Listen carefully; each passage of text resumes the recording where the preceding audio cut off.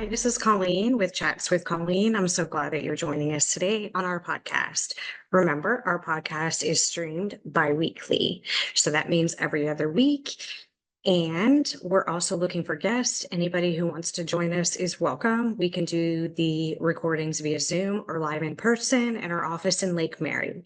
We typically do them on the weekends because it's easier to fit into everybody's busy work schedules. With that being said, our guest today is Samuel Abrams. He is a spiritual healer. Um, he is a tarot card reader. He's a coach, personal development coach, and there's lots of other avenues that he can do as far as reading into your spirits, reading into your future, reading into your person. So I'm really excited. He's going to actually be doing a tarot card reading for me, and I've never had one, and I've always wanted to have one done. So I think it's going to be really interesting and really exciting. I'm also a little nervous to see what he's going to say. However, I'm excited. So I'm really glad that he's here sharing his time with us. We will share his contact information at the end. So if anybody is interested in meeting with him in person or on Zoom, I'm sure he'd be open to doing that. So this past week, like the one before, has been extremely stressful with Hurricane Milton. I have never really been scared of a hurricane. When Hurricane Charlie came through 20 years ago, plus 20 plus years ago, we didn't really know what to expect, and it came through really fast. So with this one, the way they were talking, I was extremely scared, not only for myself, more importantly for my clients and for my family and my friends. However, luckily, the path changed a bit, but it's still extremely traumatic for many people in the state. Who were already reeling from Hurricane Helene and possibly Hurricane Debbie, and even from Hurricane Ian from 2 years ago. So it's just a nightmare. But we have to remember we do live in Florida and it is hurricane season. Hurricane season runs until the end of November. And that is what we all seem to forget. It seems like it's a little bit active later in the season, but they're saying it's normal. So nothing seems normal these days. So I just want to pray for everybody and tell you that I'm here for you for any questions that you have or any concerns. And I can explain your policy, even if it's not one of my policies, and hopefully give you some guidance to get you in the right direction as far as insurance goes. Anything else? I don't really know. I'm just as confused as everybody else. So again, thank you for joining us. Please reach out with any questions or concerns. Thank you.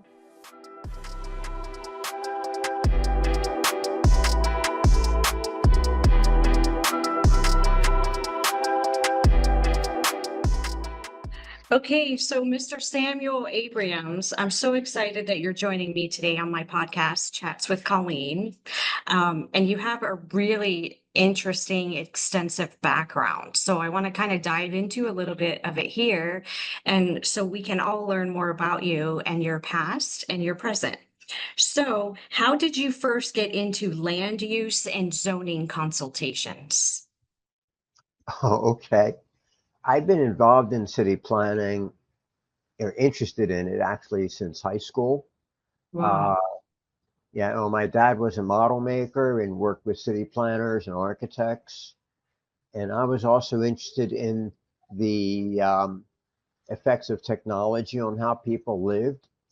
And back when I was in high school, the only two groups of people who seemed to be dealing with that were either city planners or futurists.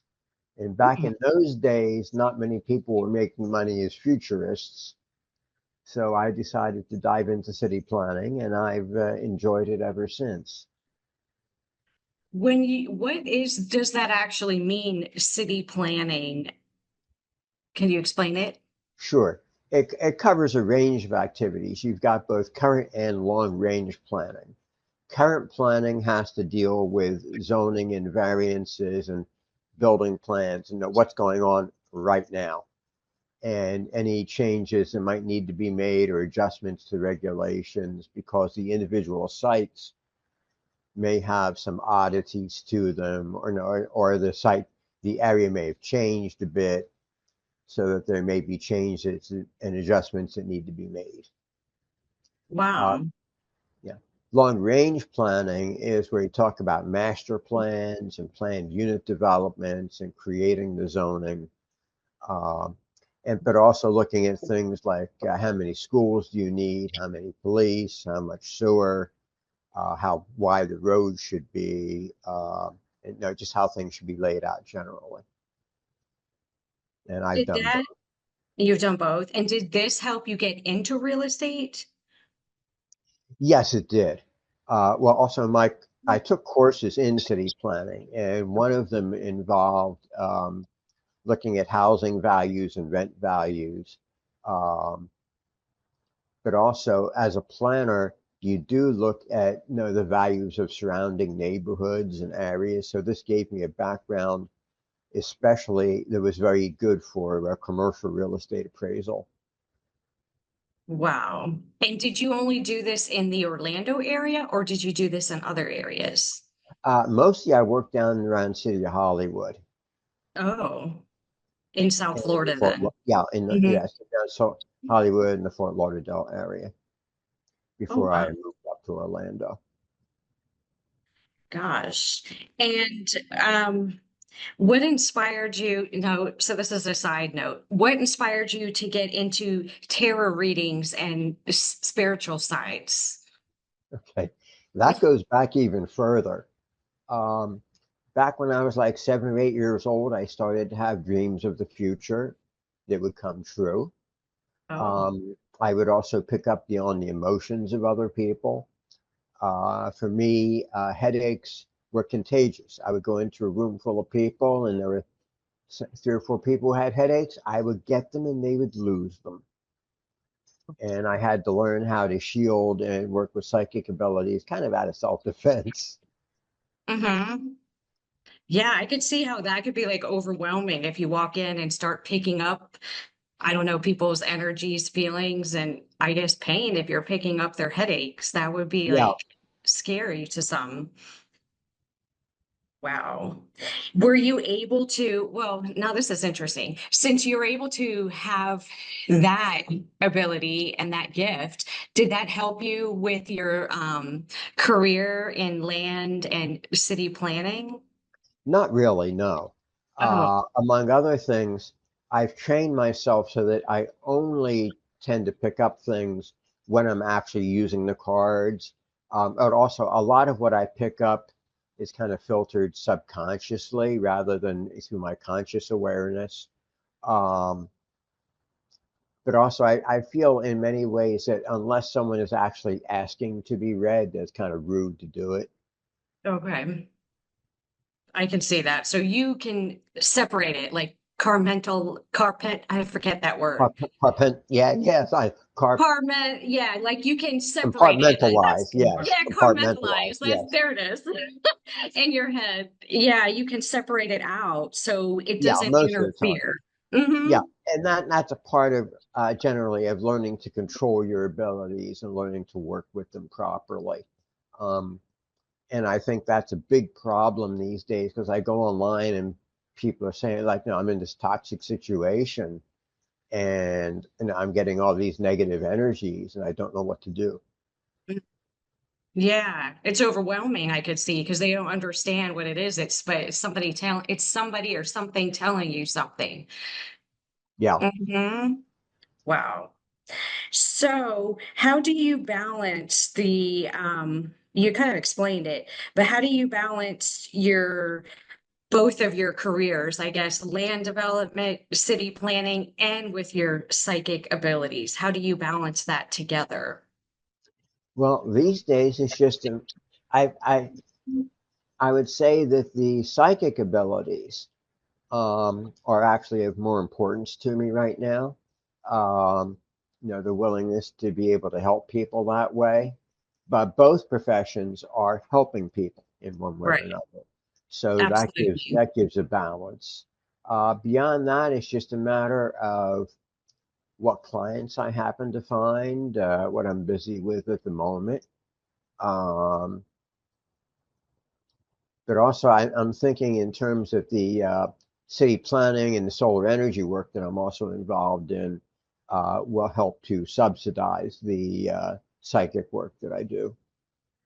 Right. Exactly, because the solar, and you say solar energy, are you trying to implement solar energy or do plans to make solar energy more viable and more well used within the area? Yes, I am. And what I'm focusing on is on commercial buildings, Okay. and the larger the better. Because I see all these nice flat roofs and I wonder why they're not covered in panels.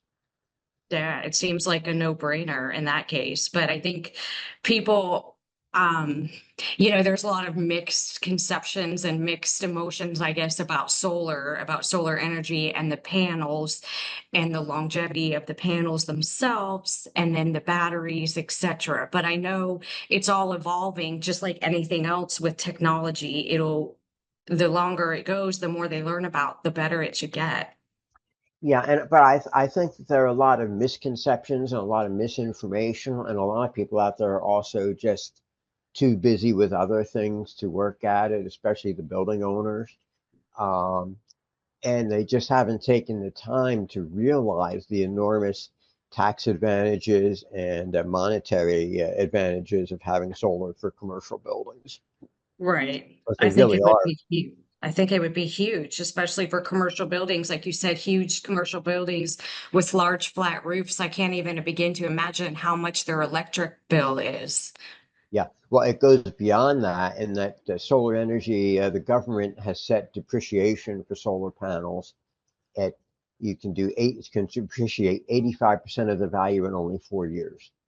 Oh, So that's getting your money back very, very, very fast. It's a really major potential tax shelter. yeah. I didn't even know that. Could you give some insight of what your professional opinion or insight would be about the real estate, I guess, industry and the market in today's times? Do you see it improving? Do you see it holding the same, or do you see it getting worse? Well, you can't really say the real estate industry because you have to look at the different segments of it. Um, for instance, some would say that warehousing might be a bit overbuilt. Everybody knows about the housing crisis in Central Florida. And that means that that the housing for both single family, duplexes, multifamily is going to remain very, very strong. There's just a lot of demand there, and that's not going to be changing because you're continuing to have people moving in. Um, but even there, it's a little segment. You have your really upper end luxury homes, and then you have your middle income homes, and you have the starters. Mm-hmm. And the biggest shortage is in the starter homes. Right.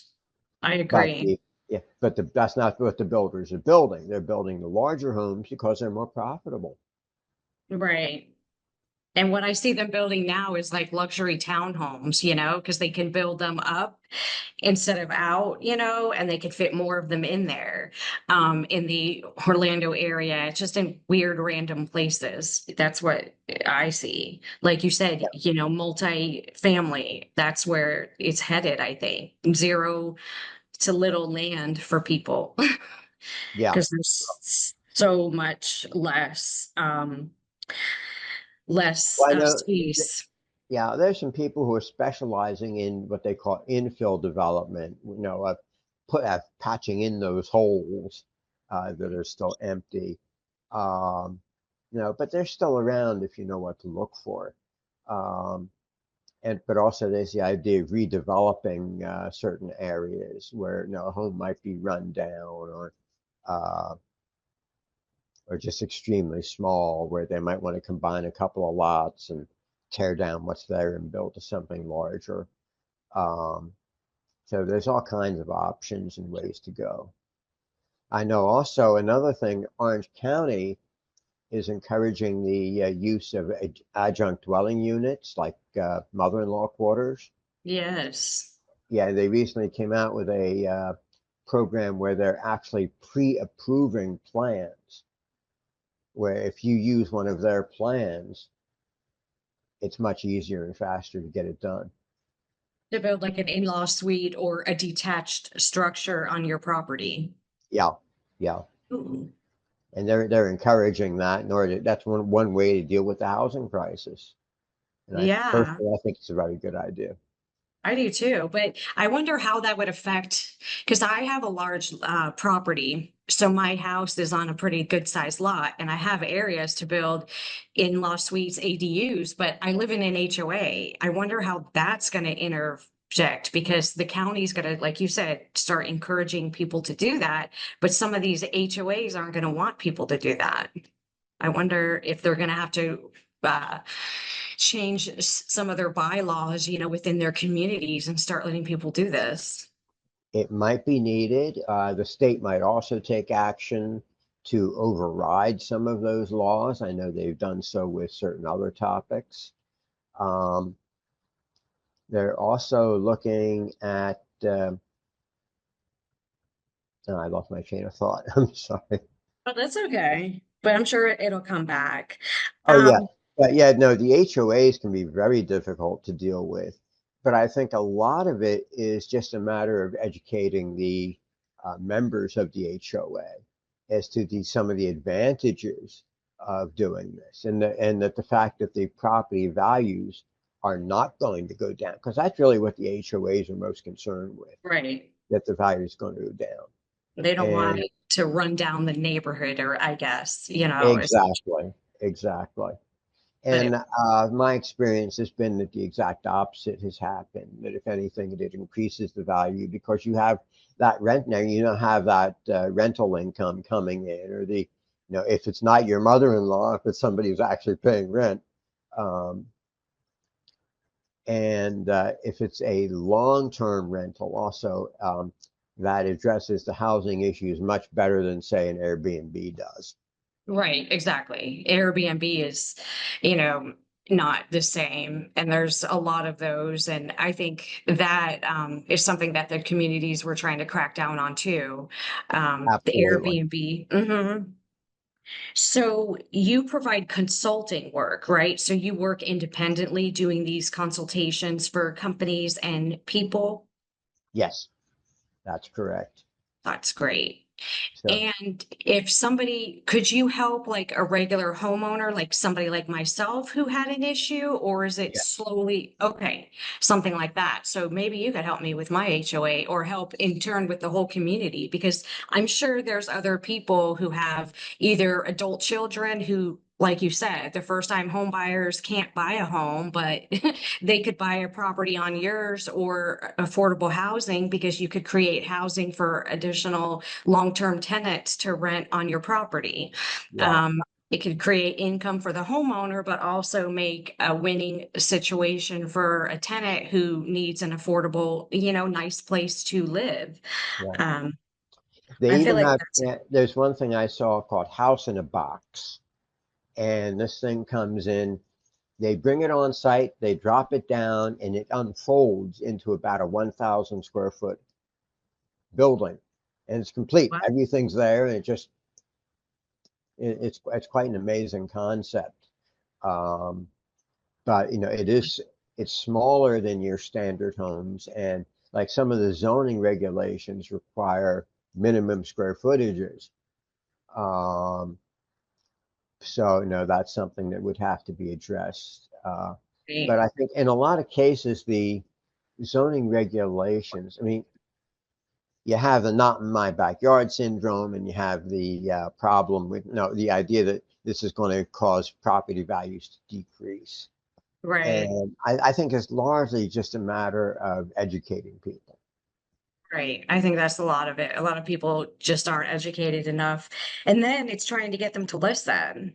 But I Oh, could yes. see I could see how that could be a problem because where I live, personally, it's a large neighborhood, and half of the community is on city sewer and half is on septic. So I'm unfortunately on septic. So I feel now when I think about it, if I wanted to build additional like ADUs, mother-in-law suites, I would have to build additional septic fields or somehow get the whole community to be redone and attached to sewer, Yeah, yeah, which which I think is like needed. And I know that's a planning thing because then you have to get the whole community to want to go to sewer versus septic, which right.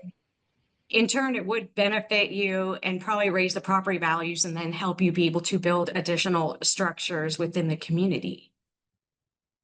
Yeah, that's a problem though of getting everybody on the same page. That can be really hard. Because I'm sure it costs money and to the homeowners or to the taxes or the payers. I mean, some way you're going to be paying for that. Oh yeah, In some yeah. sense. And people don't want to spend any more money. Do you see within the commercial space? Because I know a lot of the office buildings have turned into like shared office spaces instead of like a whole office building being just for one company. They rent out office suites, throughout. Do you see that continuing? Yes, I do. And in fact, the office market right now is pretty terrible. And I don't think it's going to be improving anytime soon, especially for the lower level type office spaces. And in fact, it wouldn't surprise me in a few cases to see some of these homes that have been converted into offices to be converted back into homes. Uh, that wouldn't surprise me at all because there's just so much office space out there that's going begging, and people are working from home instead of from offices Right. um, in a much greater numbers and having doing things like hot desking, where they're coming in only a couple of days a week. Um, so that the need for office space has been drastically reduced. And as people become even more comfortable with computers and doing things like this, like what we're doing right now, that the need for office space is going to decrease even more. Although you will have a need for, say, like Zoom rooms or conference rooms and things like Mhm. Meeting rooms because people still do need to converse and meet in person. But then I wonder about like the shopping malls and stuff because a lot of them seem like the large malls, people aren't really going, not that all people, but a lot of people aren't going to shopping malls. And so a lot of them have become run down.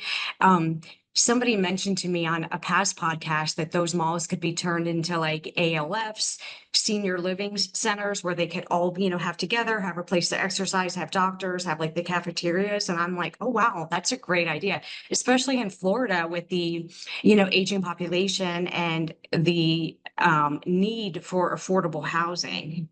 Do you think that's like something that could actually work? Yes, I do, and I think it's already being done in some places, although not necessarily in Florida. Uh, but what I see is a combination because in some cases the buildings do not really lend themselves to complete conversion.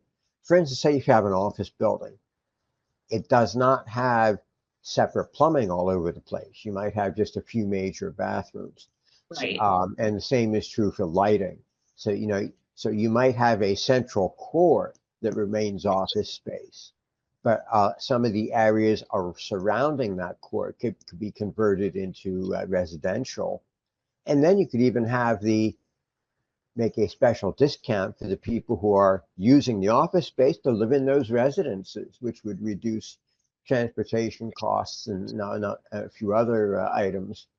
Um, to That's a make great things idea. a little more interesting. And you can do the same thing with some of the shopping centers. But there have been ideas of converting the shopping centers and other possibilities, converting them into use as school sites. Right. That's another thing. Yeah. Because I know with more people coming here, it creates more children, and more children, there's a need for more schools. Yeah, So I know, That is, and then a lot of people after, COVID in 2020, they opted to do like the online school or do homeschool or have their kids self study. So I know it's all over the place, but I think it's better to build more schools so there's more opportunities for the Yeah. kids to learn. And the roads, I'm always amazed, like every time I go somewhere that I haven't been in a while, like how much the roads are advanced, and like how much oh, this wasn't here before. It's crazy. Even like in more backwoods areas like Orange County going towards like Mount Dora. So I went there yesterday and I live in Apopka and I haven't driven to Mount Dora in years, sad to say. And they had like all the highways are built up. I was able to go from Lake Mary to Mount Dora in less than like 30 minutes. Granted, it's toll roads, but I feel like it was not so crowded like the other toll roads, like the Turnpike and the Yeah. 408. And it was just amazing to me that how those areas, but they are developing. There's so many new homes and everything being built. So it's only a matter of time before that area is overcrowded too. Could be. But I know one thing, I ride an electric bicycle. And one of the things I've been pleasantly surprised at in Orlando is how many bike lanes there are. Oh, I And know. I'm seeing a lot of people using both e-bikes and regular bikes in the area. And that's a great way to cut down congestion. Um, and I Yes. will also say that the Orlando bus system is not bad. Could be better, but that can be said for any bus system. But no, I've been pretty favorably impressed by it most of the time. That's nice. And I know it is, as long as you get the hang of it. I think I would be confused. Which stops do I go? But it's like anything else. It's like driving. As long as the more you do it and you know the stop times, what bus you have to get on to go here, there, and everywhere. But I think it's a great alternative for people who don't have cars to get around, to get to work, to get to doctor's appointments and stuff. And then you mentioned the e-bikes. So those are the bikes that are like electric powered. Yeah, You charge them? Okay. And how fast do they go? Like, the one I why? have, yeah, it varies depending on the bike. The one I have has a maximum speed of about 30 miles an hour Oh, and wow. a range of about 60. Oh my gosh. That's pretty fast and that goes pretty far. And then when you ride, what's the etiquette for bike riding? I know there's bike lanes, but if the road doesn't have a bike lane, should the bike be driving the same direction that the traffic is going? Absolutely. Okay. Because Yeah. sometimes I see people coming the other way and I'm like, I don't think you're supposed to be doing that. I don't know No, what's going on here. no.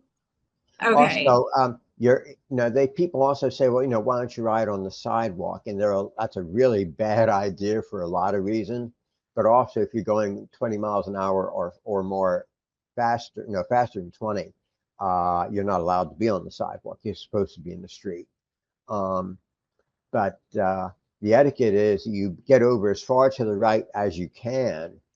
But the cars, when they pass you or when they go beside you, they're supposed to be at least give you at least 3 feet of space. Yes. And I know sometimes I'll just change if I'm driving and there's a bike, I'll just get as safely as I can into the other lane. Yeah. So I can give them their space and be courteous. But the way these people drive out here, I'd be scared. You're brave to be out here on the Orlando roads on an e-bike. And then I did see something on the news the other day that like they were talking about bike riding courtesy, and they said like the pedestrians always move out of the way, but like the bike rider is supposed to actually move out of the way. I don't know if that's right. On the sidewalk, if you're walking and then there's a bike rider, everybody walking always moves over so the bike can pass. I think that's the way you should do it because the bike is going to go faster than a person walking. But they were saying the other way around. The bike should be avoiding the person and getting out of their way. I think that would just cause more confusion. I'm not sure which way that would work, frankly. Usually I've seen the pedestrians, especially if they're just standing around, Right. that they get out of the way. Um, but there's also a distinction though between if you're riding a regular bicycle versus an e-bike. Right. If you're on a regular bike, you do not want to lose that momentum that you've built up. Whereas on an e-bike, the motor's doing the work, not you. So if Right. you have to stop, it's not as big a deal. Exactly. So it's almost like a mini, I mean, a slower motorcycle, I guess. But you still have to Very much balance and so. hold on, but it just doesn't go as fast. Yeah. And and you have to wear a helmet when you ride that, right? You don't have to, but I certainly do. Exactly. Okay, good. My Thank feeling you. is you'd be a fool not to. Well, I know, but people don't. Yeah. I see people riding motorcycles and they don't have to if they have the $10,000 insurance limit or whatever it is. But I don't think that's safe, especially in the Orlando area and the roads, like how wet they get, with the rain and the heat and all the construction with the nails and stuff. You could easily have a tire, blowout. So Yeah, I've got a flat tire on mine right now, and I'm not quite sure what caused it. But they're not probably a that nail. they're not that hard to fix. I know it's just an Um, inconvenience, just like your yeah, car. It's yeah, not hard and it's not the end of the world, but yeah, it's just, a little bit of time, a little bit of money, and you can fix it. yeah. Now, also, the heat is actually much less of an issue than most people would think, because if you're going 15 or 20 miles an hour, you're generating enough of a breeze that the heat doesn't matter. Oh, really? Yeah, I feel like it At was least not better to to be me. on a bike. You would be much cooler riding on a bike or on a scooter than walking the heat because you do get a breeze. Yeah, Um, Especially like later in the afternoon after when it rains, it cools down like 20 degrees, but it's still so humid. yeah, yeah. So that's the problem with Florida and Orlando, the area per se, because it's always so much hotter here than it is even in South Florida, which I'm sure you could agree. Everybody Yeah. always complains about how hot Orlando is, and South Florida is so much cooler because South Florida is much closer to the coast, so you get that ocean breeze, which we don't get here. So we're going to move into some more questions about your spiritual guided training and your tarot readings. So I know you mentioned that you had the gift since you were maybe about 8 years old, younger. You noticed you could see and feel things that maybe other people couldn't. Do you think that that ran in your family? Did like either of your parents or any of siblings that you may or may not have had have any of those same traits?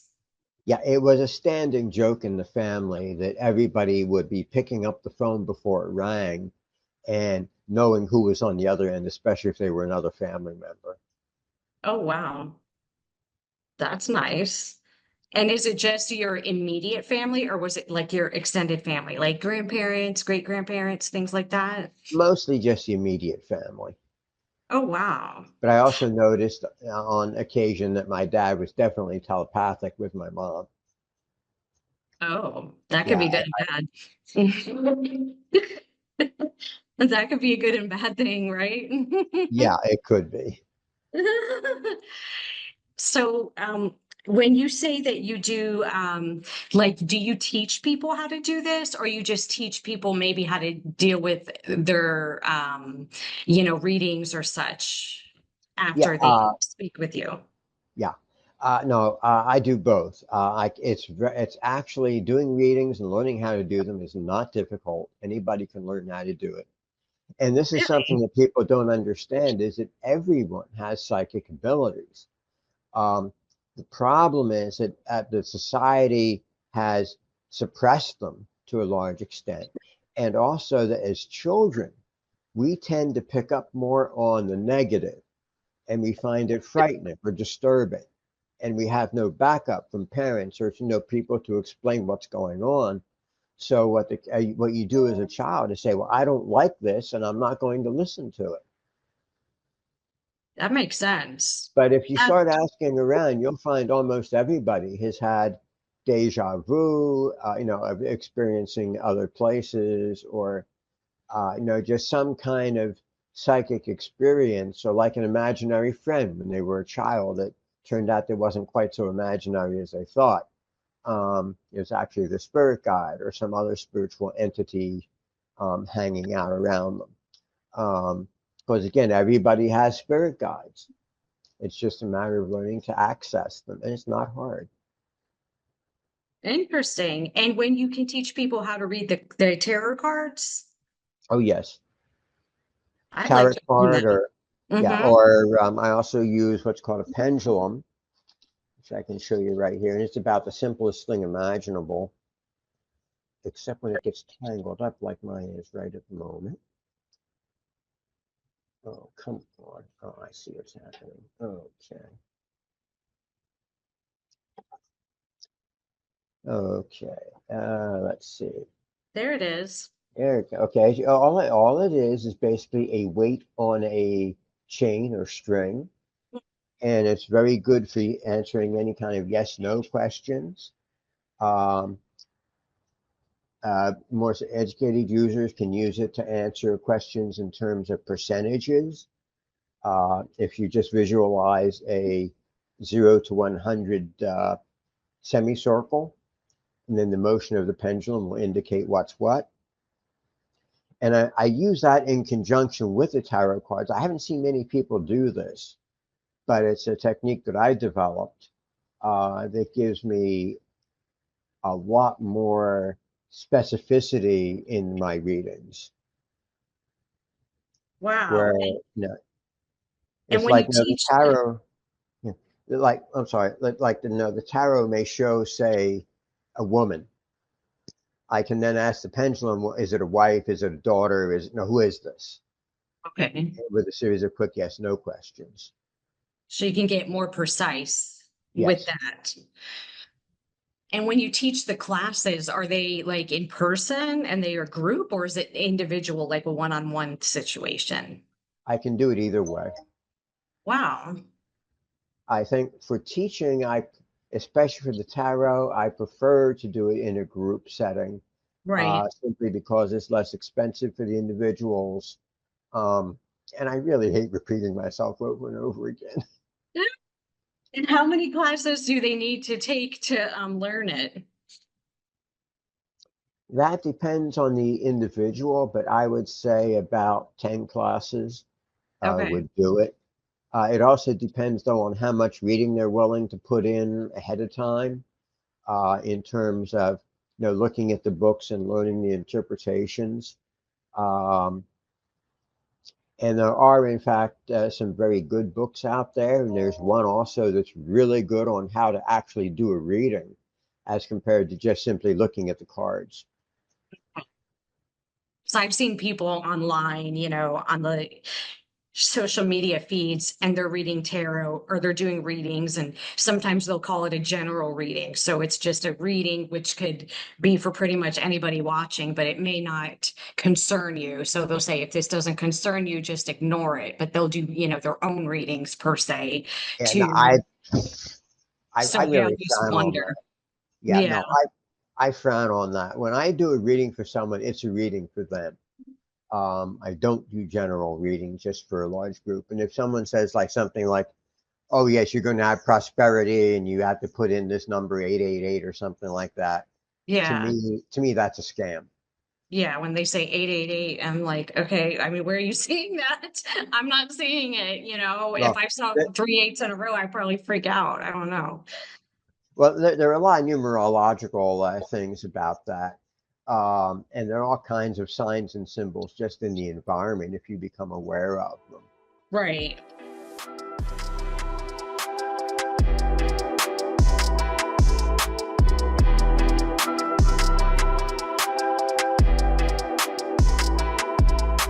Thanks so much for listening and joining us. If you haven't already, please share, subscribe, and like our episodes and our podcast. Also, leave a review. It will be so helpful to us, and we would so appreciate it.